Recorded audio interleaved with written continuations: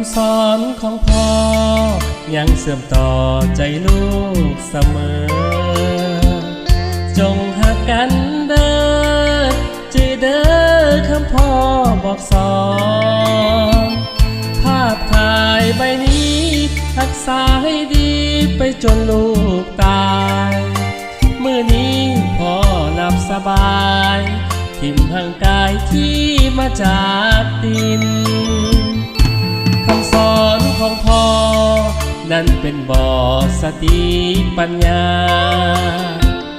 ดังใบปริญญาสั่งสอนให้ลูกก้าวเดินอย่าเถื่อแห่งกายเมื่อยล้ายที่พ่อประเสริฐ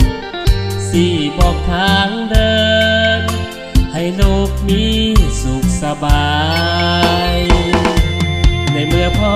ตายให้ลูกทั้งหลายหากันให้แน่น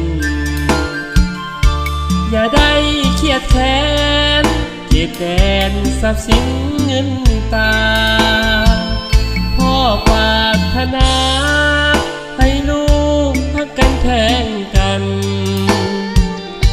ทุกคืนและวัน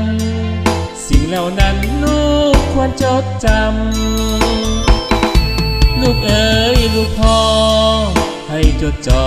คำสอนที่ดีอย่าได้หลีกหนีคำที่พระเจ้าบอกสอนให้ลูกจดจำติดตามพระเจ้าอวยพรยามหลับยามนอนให้ขอพรพระเจ้าทุกคืน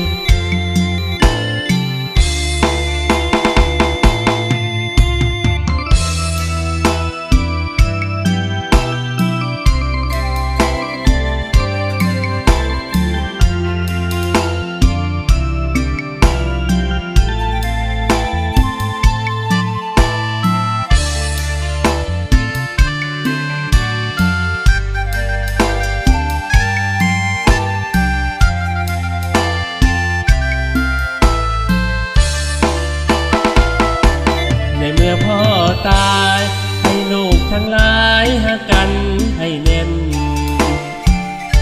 อย่าได้เครียดแค้นเก็บแดนทรัพย์สินเงินตาพ่อปรารถนาให้ลูกฮักกันแข่งกันทุกคืนและวันสิ่งเหล่านั้นลูกควรจดจำ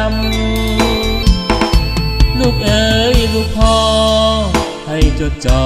คำสอนที่ดีอย่าได้หลีกหนีคำที่พระเจ้าบอกสอนให้ลูกจดจ